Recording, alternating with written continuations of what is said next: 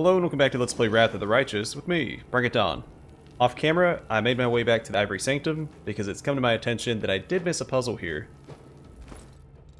So this note here talks about swapping 3 with 4 and turn the star to nothing, yada yada.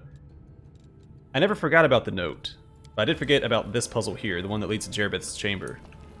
Because I had checked the puzzle in the center here and the one down here. I could interact with either one of them, so it's like, alright, I solved all the puzzles, we're done. Nope. Also, I got really lucky with the puzzle in the central chamber because I was using this clue here, but this clue is a solution to the one I'm standing in front of right now. So I got really lucky. I think I did end up using the right note for it, which is this one. I don't remember. Too many notes, too many puzzles. Either way, we're here to figure it out. So the original solution to this puzzle was triangle, or 3, 5, 4, 1. So we swap 3 with 4. 4 would be the first one. And we need to change the star to nothing, which would be this. And then behold a different star, which I guess would be that one. Right? Yeah. Easy peasy. Once I have all the notes figured out, the puzzles aren't too bad. The one in the middle is still pretty difficult because you only have half the code and not even in the right order, so it's still a guessing game. I'm prepared. Also, I did check the quest log. We have about a week until the Free Crusaders show up in Drezen and we can march on the Midnight Fane. So we have a little bit of time to kill, so I didn't feel bad about coming back to the Ivory Sanctum to solve this one puzzle. So the Ring of Sacred Touch. Whenever the wearer of this ring lands any touch attack against the enemy, this attack deals additional 1 to 6 holy damage. Whenever the wearer heals a target via touch spells, the spell heals for additional 1 to 6 points. And that'd be pretty good on Ember.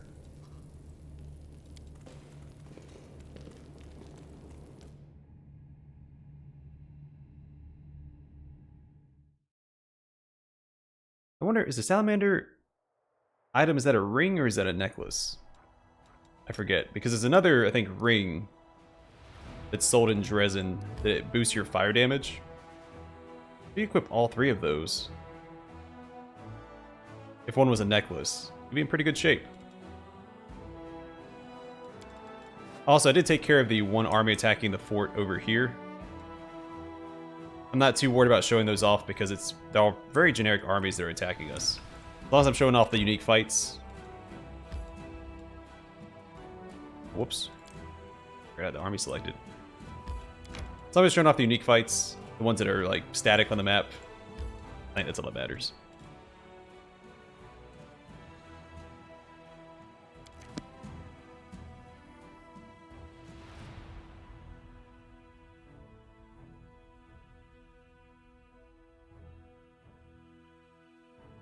Ones that have little narratives after you succeed.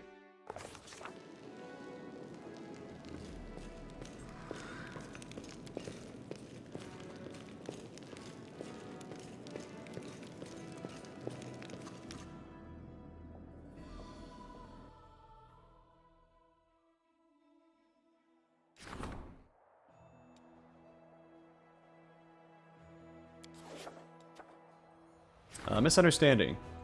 A special messenger from Galfrey was delivering a missive to Drezen, ran into a sentry patrol by accident. Alas, the soldiers took the messenger for an enemy and attempted to search him, which ran contrary to the messenger's instructions. The sentries were killed, and the messenger has arrived in Drezen, awaiting the commander's judgment.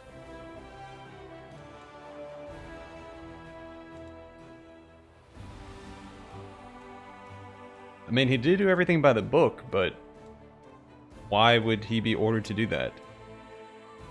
He accused the messenger's superior officers. The Queen's servants think they have the right to kill Crusaders. Socio blamed the officers from the capital for this tragedy, claimed that the messenger was given poor instructions, and publicly demanded that the crown compensates for the families of the deceased. This act has strengthened the commander's authority. Yeah, don't... What a terrible order.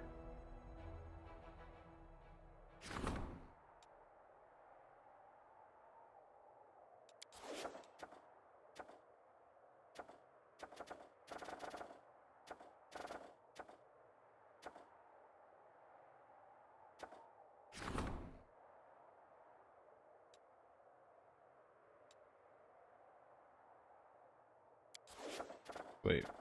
What's the point of this one? It's under leadership. Is this under leadership as well? No, this is military. Alright, so we can do both. Alright, so the development of the art of war. They who do not seek to know their enemy and fail to forge new paths to victory will inevitably fall. The secret of success lies in officers' steadfast focus on strategy, the ability to learn from past experiences, and the preparation of soldiers for future battles. And Xanthir's experiments. The commander came across the notes of Xanthir Vang. The experiments they describe are horrible, inhuman, and intriguing. Xanthir uses to submit himself and his victims to metamorphosis in an attempt to become a living swarm, united by a single consciousness. The commander can repeat the experiments, but at a very high cost. He'll have to expose numerous mortals to painful vivisection, not to mention the fact that the commander himself will be subjected to unbearable suffering. No doubt the horror of the procedure will turn many crusaders away from their leader. Furthermore, there is no certain reward for such a venture. Apart from a better understanding of insect nature and a moderate yet questionable gain in power, the knowledge gleaned from the experiment's outcome will have no practical value. Not yet, at least. Alright, so we're not going to do that one. I almost blindly issued that.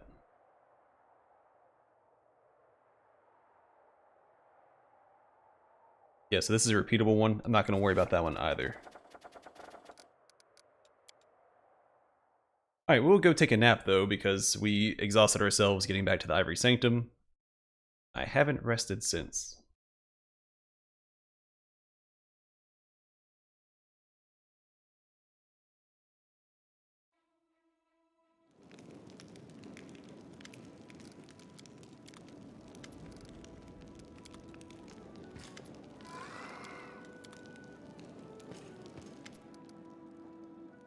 There we go. Let's imagine, just for a moment, something completely hypothetical. A dragon you definitely don't know went and made a hole in the roof of one of the temples of Amade. How would you react?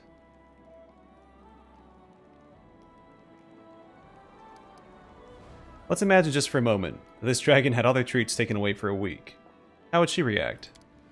The dragon, would be really, really sorry and stop picking at the hole. There.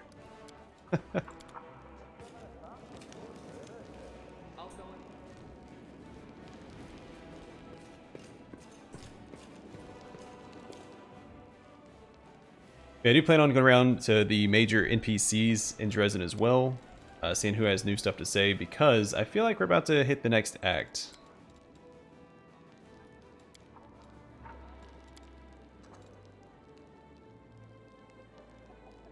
Stand still, boy. I want to determine how many balls of mud can be speared on the horn of a tiefling.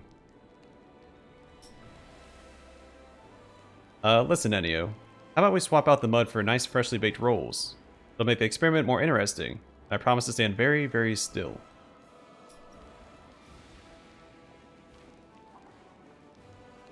I do like how, I guess, good-natured Woljif seems around the other companions.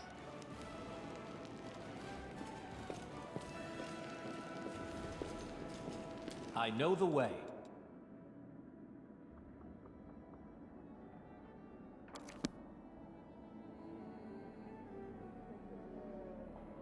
Because his portrait reminds me very much of, I don't know, very Pan-like.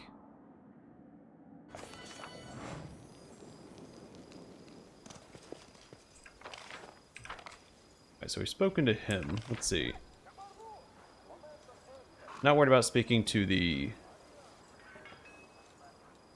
people in charge of my councils. Maybe the Storyteller. We have some notes for him. I know what to do.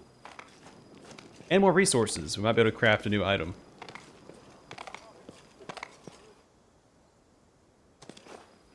Socio, what are you doing down here? Oh, it did say he was down here, didn't it? And Socio's drawing. Nevia is wearing a sundress and standing on a riverbank. There are flowers in her hair, and a dreamy smile on her face. So weird.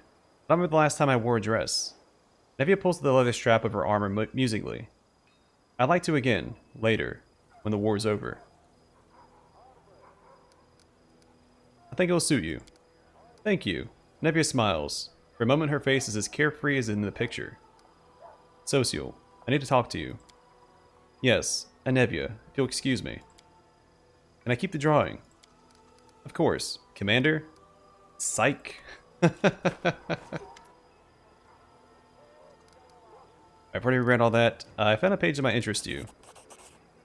I read all that before.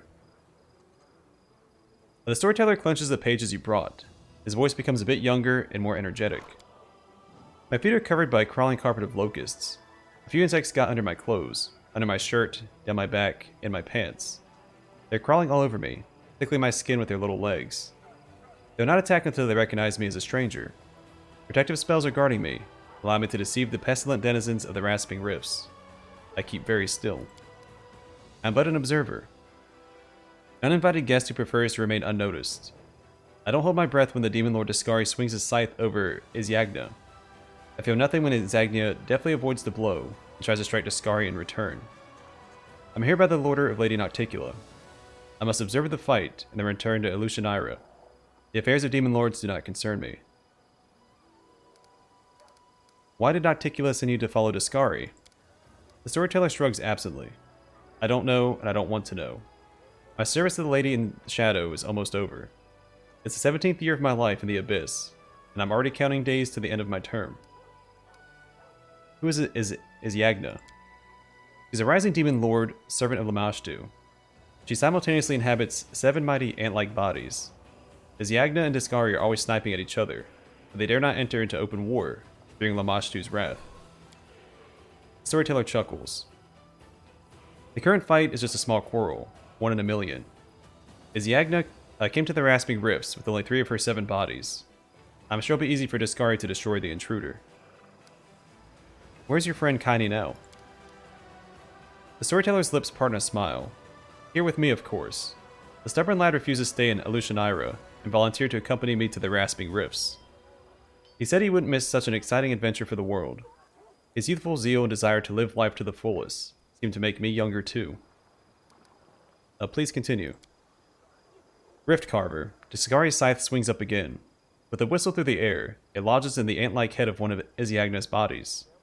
Greenish slime splatters, the poisonous drops falling on my face. I keep very still. With the last convulsive movement, the ant-like body winces, tearing the scythe from Discari's hands and jumping back, only to drop on its side and lie still. This loss will hardly worry Izyagna.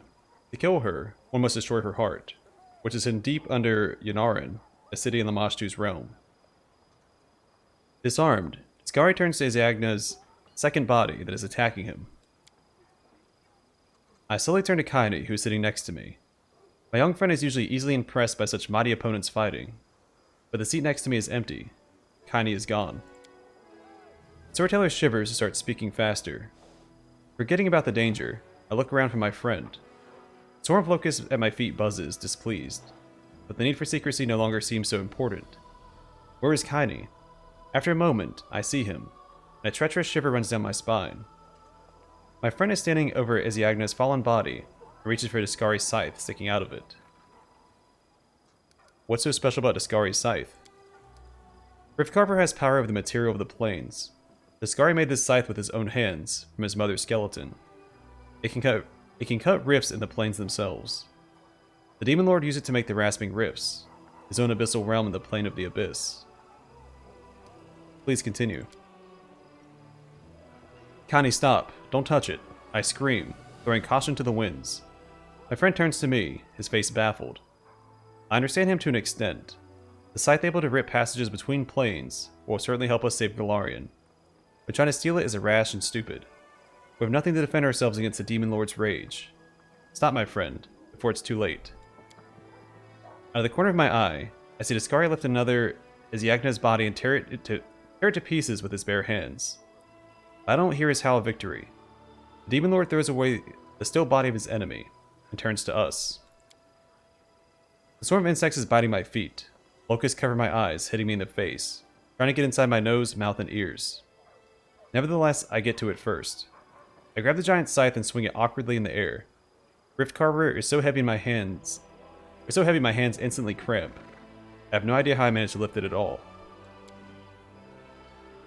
I drop the scythe on the ground, but the damage has been done. Right in front of me, there is a small rift, a wound in space. The smell of Elushanira's sewage comes out of it, a wonderful smell that brings me hope for salvation. I grab Kaini's sleeve and dive into the rift only a moment before Discari's claws cut the air where we just stood. The storyteller catches his breath and wipes the sweat from his forehead. I angered a demon lord. My life was hanging by a thread. I never have thought that something like that could happen in my life. The storyteller shakes his head distrustfully. How many dark sides of my past will I have to find? I'm starting to fear what I might see in the next pages of my notebook. Alright, just going to click through this again so that it's grayed out.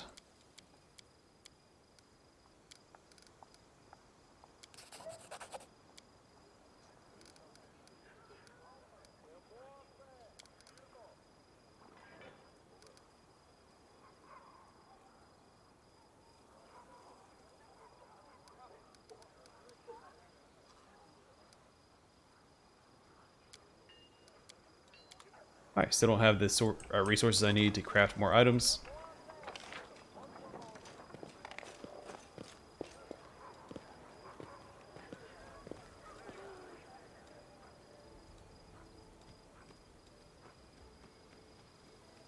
Alright, we can speak to Horun.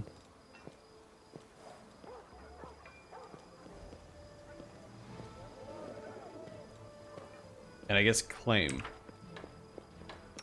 Stakes. Then we'll go speak to the Rushalai.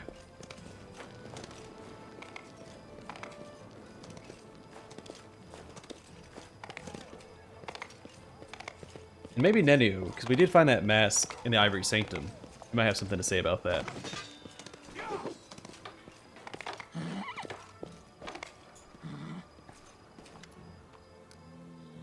Tim is holding a battered book with dozens of page markers sticking out from between its pages. Frowning, underlines something on the current page, jots down a comment in the margin in small, neat script. Only then does he notice your approach, snapping the book closed. Greetings, Knight Commander. Now tell me about yourself. I'm from Taldor. I began serving Nethys from a very young age. I swept the temple, dusted the books, and I studied. I dreamed of becoming a theurge. For whatever reason, no matter how well I performed magic or how devoutly I prayed, I could never combine those two strengths. Pretty sure we've already read this. Back when we were in Canabras. Yes, we have read this before. Tell me about your order. Yeah, pretty sure. Yeah. First we've read before, this is new. Is there any word on Myamir? How's her treatment going? Knight's lips curve into a smile. Yes, she's doing much better. Thank you for saving her, Commander. It was painful to think that my mentor was dead. But even worse to contemplate the possibility that one of the most brilliant minds of our generation was about to be snuffed out. But now there's hope that she will return to our ranks. Alright, I have to go. I'm ever at your service.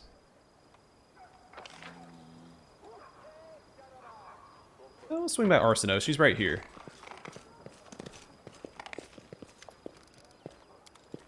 Alright, nothing new there. And to Horun. We haven't stopped by Ember in a while.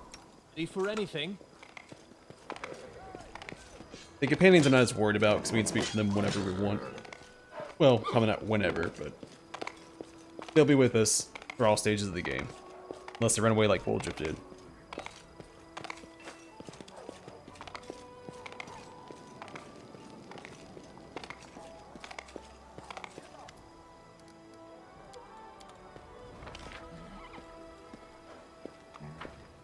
Hey, also the Wardstone's here. Follow my lead. The Inquisitor glowers at you from under his bushy gray brows. The rumors going around that the commander isn't just keeping a demon in his party, but he's also been paying court to her. This is idle chatter, I hope.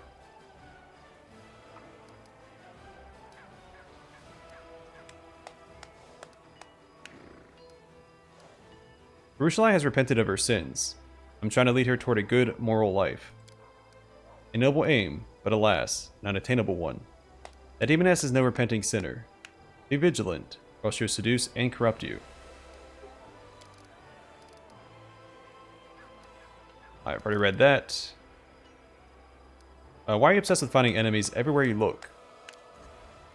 Why, you ask? Because our enemies are everywhere. Who are we at war with? Demons. Demons and cultists. They are masters of deception. They worm their way into your favor, masquerade in all manner of false guises. Were it not for me, Knobris would have been captured long ago. Not by force, but by deception. Now listen to what I'm about to tell you. This was a long time ago. I was very young then. I had just joined the Crusade. Back then, Knobris didn't have a crusade or garrison so much as a public thoroughfare. Anyone who wanted could just stroll into the city. Let me read this already. One day at dawn, a group of refugees... Yeah, we've read this.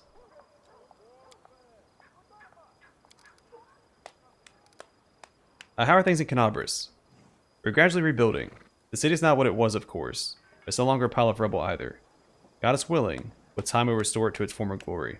Pretty sure I read that as well. Wish these things would stay grayed out. It's hard for me to remember what all we've read. Isn't it time you're heading back to Knobris? Not at all. The Queen sent me to Drezen, so in Drezen I shall stay until I receive further instructions. I have to go. One moment, Commander. Tell me, how much do you trust your companions? I do not doubt that your party has proven itself in battle, but several of its members seem highly suspicious to me. Take that half-elf Camellia, for instance. I have no concrete charges to lay against her just yet, but I have very many concerning questions. If you're not opposed, I'd very much like to have a chat with her. Why? I'm not entirely against that, actually. Feel free to go talk her up, man.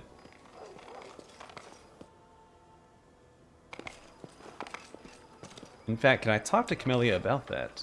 Let's see. Who's not waiting?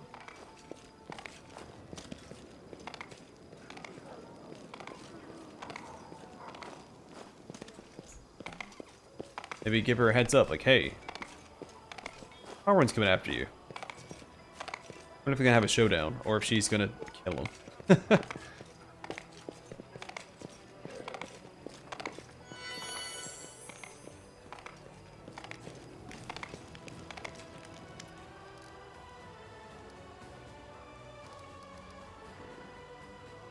I mean, I've already said that, right? I told her to stop. That is not far. Shouldn't be committing any more atrocities anyway.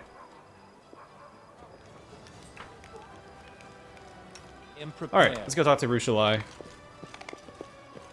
I guess there's a couple other NPCs in this tavern as well, right? I think Hylor and Nenio are both in there.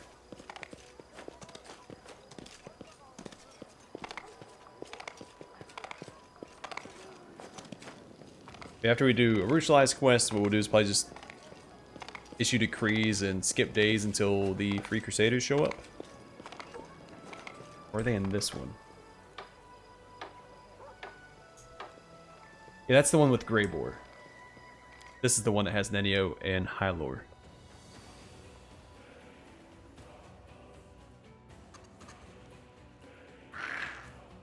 I know the way.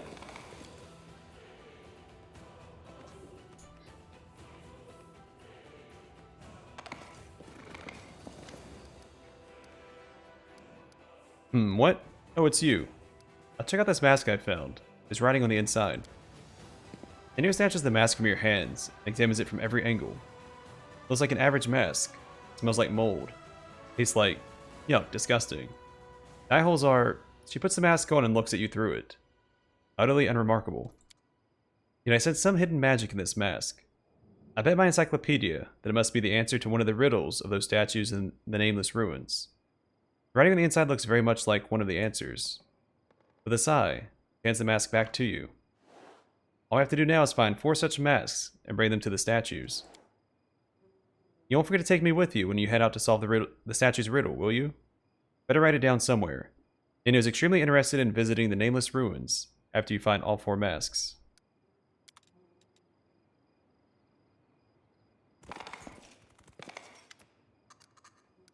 It's good to see you. What can I do for you? You like to renew your forces with excellent fighters. I would not. Thank you. My fighters are excellent by themselves. Follow my lead. Alright, let's go speak to Rushalai. And Greybor. Did we ever speak with Greybor after we did the Dragon Quest? I don't think so.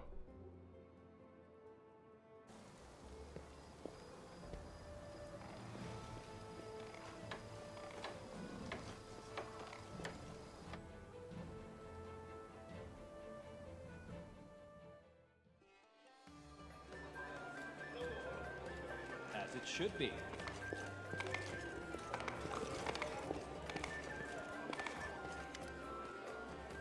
Oh, we have a lot to talk about. Greybor nods to you politely. As always, wisps of sweet smoke rise from his pipe. Can I help you, Commander? Want to know more about you? I know what you're asking. How did someone like me end up in these lands? A warrior without kith or kin, or godly blessing, or crusader's mantle. Many have asked the same thing. Tell me about your past. I was born in Daggermark, a city of thieves, murderers, and poisoners. I soldiered for a while, serving the infantry under Jalor Klovesh. Didn't take long to realize there's two types of Daggermark soldiers. There's the dumb thugs who need to be bossed around, and then there's the venturous lads who use the title to do murder and extortion for hire. You can guess which ones I fell in with. I knew the rules of the game, and the wealthy often called on me to solve their problems, or get a leg up on their competition. Then I got into a quarrel with an officer, and I left the service and became an independent contractor. It turns out, outside Daggermark, there's a lot fewer specialists who fit my profile. A proper assassin can get paid pretty well. The job took me all over Avestan before I came here.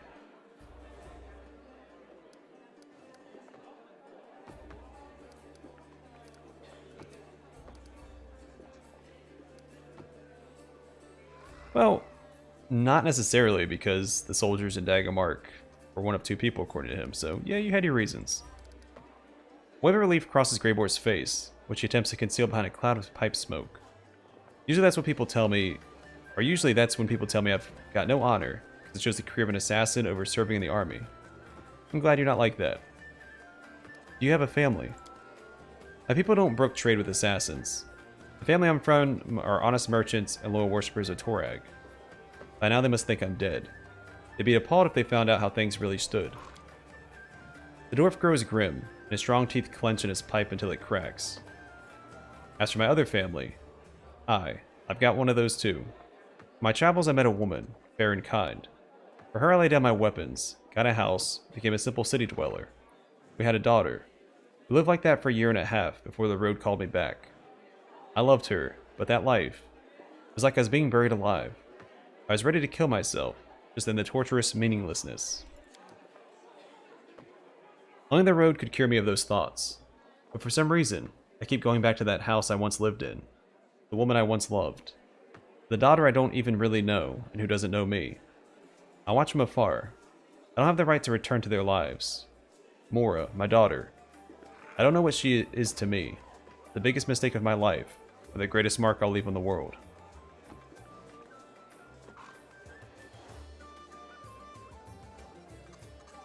But she could have gone traveling with you, couldn't she? Greybor frowns and nods to you. Yes, I'm not made for family life, nor is she for life on the road. Does that mean I'm the villain? Kind of, yeah. You don't just abandon your family, man.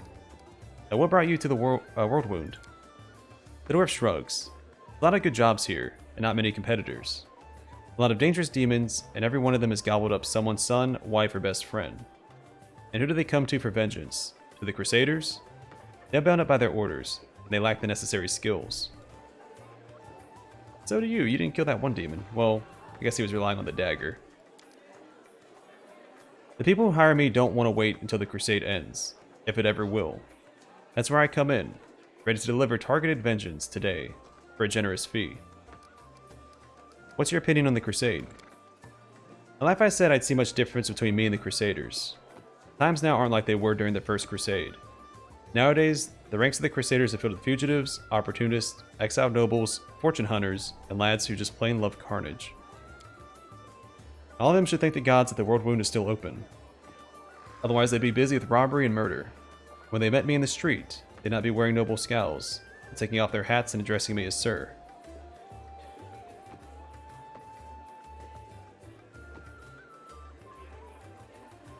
I mean, I kind of agree. I'm sure that's the case for a lot of the Crusaders, but not all of them.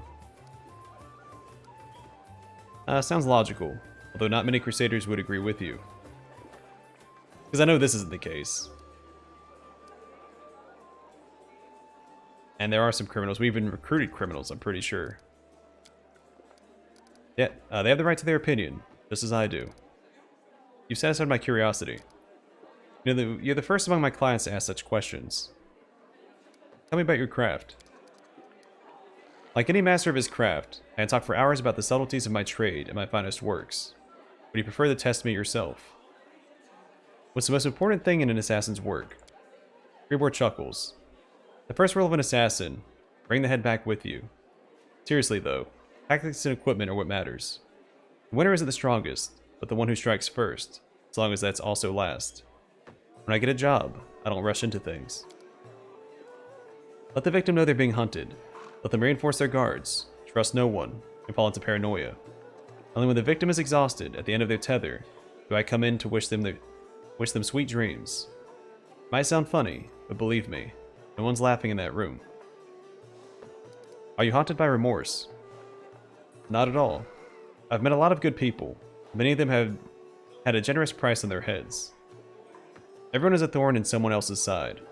For some reason, folks imagine the good lads have fair right to ruin the lives of the bad ones, not the other way around.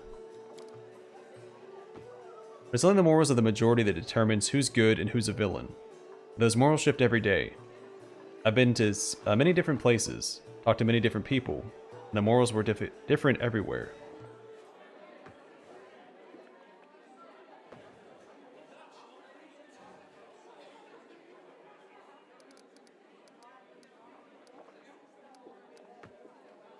I hear you.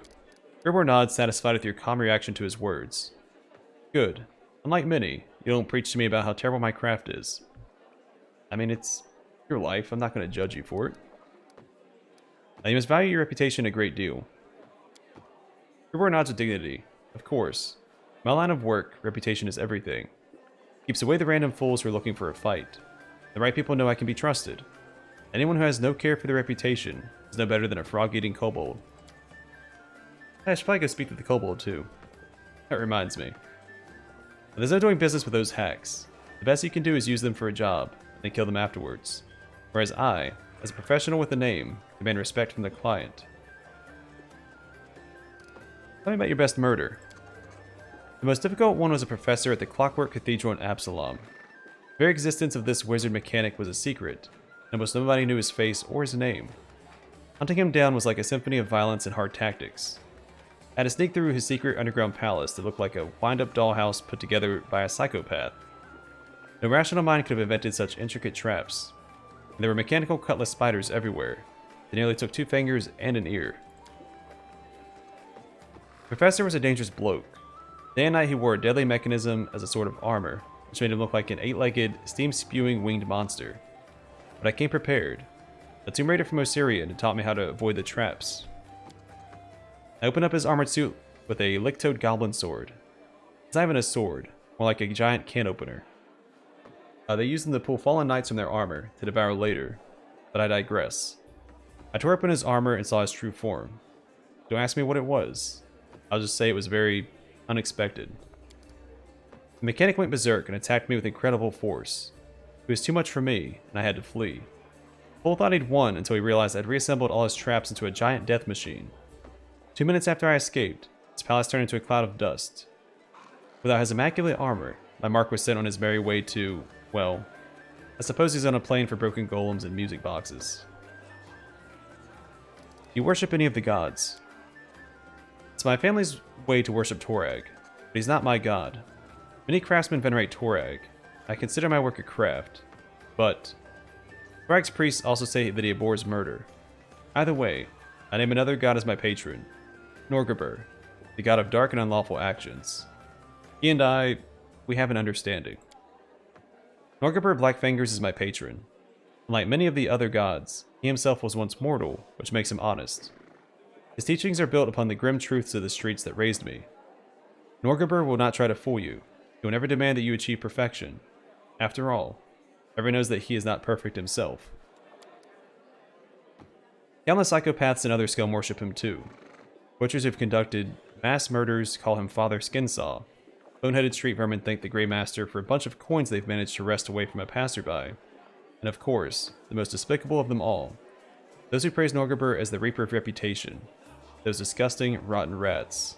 Politicians. I have no more questions. If you have any more, come to me. I have some experience and I'm willing to share. What do you think of your new powers? The dwarf glances at his hands. They're strong and firm, and abnormally lean for his race. A nice bonus. My career is in for an upturn. Who knows? Maybe one day I'll pull off a truly mythical job. A deity or a demon lord, or something of that sort. Do you like working for me? After some thought, the dwarf offers you a slight smile. Yes, I like you, Commander. You don't keep me from doing what I do. You don't try to preach at me. You act with precision and competence. I respect that. I want to know more about your last client. He decided to remain anonymous, but I suspect his name is Willidus. I'm already struck off a few lesser demons for him, and later in Canabris, a stronger one. In the battle for Drezen, the client insisted I kill the demon with the dagger he gave me, to tell the wretch that Willidus said hello. According to my client, one stab would be enough. But it turned out differently. The demon survived, a stain on my reputation. I don't know why he got it wrong. Simple incompetence, or did he set me up to fail? Either way, I'd love to have another chat with this Willidus. Alright, we can stop there. Greybor nods silently, focuses on lighting up a freshly packed pipe.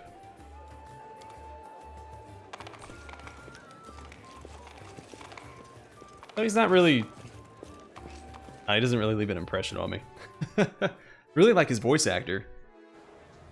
But his background is pretty, That is not. a little too obsessed with his reputation, which I find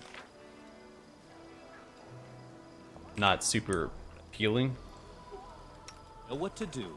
But I guess my character can kind of see common ground there, since he's all about glory and making a name for himself. But more heroics than Greybor's concerned with.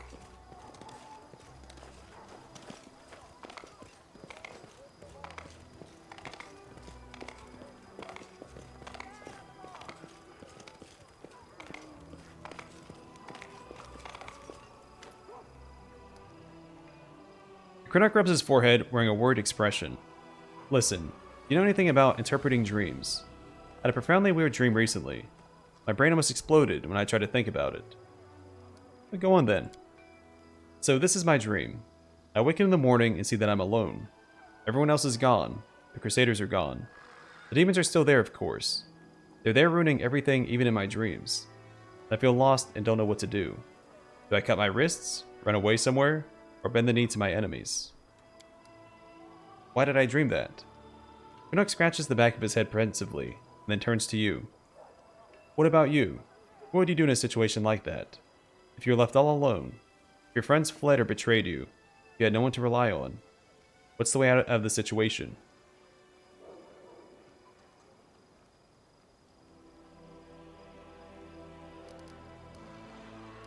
Yeah, definitely 2. And it's quite an ominous dream. You really think so? And here I was hoping it was a sign that money was coming my way. I would take my weapons and go to my death, rather than disgrace myself. Not bothering to restrain himself, the kobold snorts loudly. Well, I would never do such a stupid thing, even in a dream. You do realize that all these grand acts of self-sacrifice are just a lawful way for righteous knights to flee from their troubles, don't you? It's really just glorified desertion. You should always fight to win, even if you're left all alone. Actually, sometimes a loner can achieve more than a whole army. But the habit of thinking in cliches, jeez. Couldn't put that word together. And relying on someone else's decisions stifles initiative. Come to think of it, every great deed ever known was accomplished by loners, or small groups of heroes, or villains. This topic cuts close to the bone for you, it seems. I used to face predicaments that only a small army could resolve. The only willing recruits in that army were me, myself, and I. I still disagree. Well, I do agree that a single person can have a huge impact, so I guess you've convinced me? Cronach humbly looks away. My words help. That's good. If not, it's no matter. Yeah, I've got suspicions about you. Here we go. I come in friendship and right away I'm distrusted. So what is it that's got you worried? You remember your story about the lad who thought that people liked being gutted? That sounded very similar to what I observed in a village called Wintersun. Cole throws up his clawed hands. You don't say. Who could have thought that such an absurd and strange thing could happen in real life? Well, of course, I didn't suspect anything like that. But still, hope our conversation helped you in some way. Alright, cool. I'll go ahead. Alright, I'm going to call the episode here, and the next one we'll speak to Rushalai, which was supposed to happen this episode, but we got a little sidetracked. That's okay. Taking care of some things before we proceed with the... Oh, let me...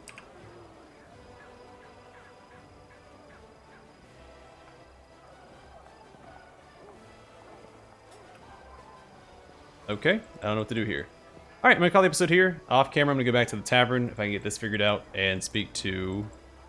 Or, we'll speak to Rushalai at the beginning of the next episode, deal with her companion quest, and then I guess just issue decrees until the Free Crusaders show up in about a week.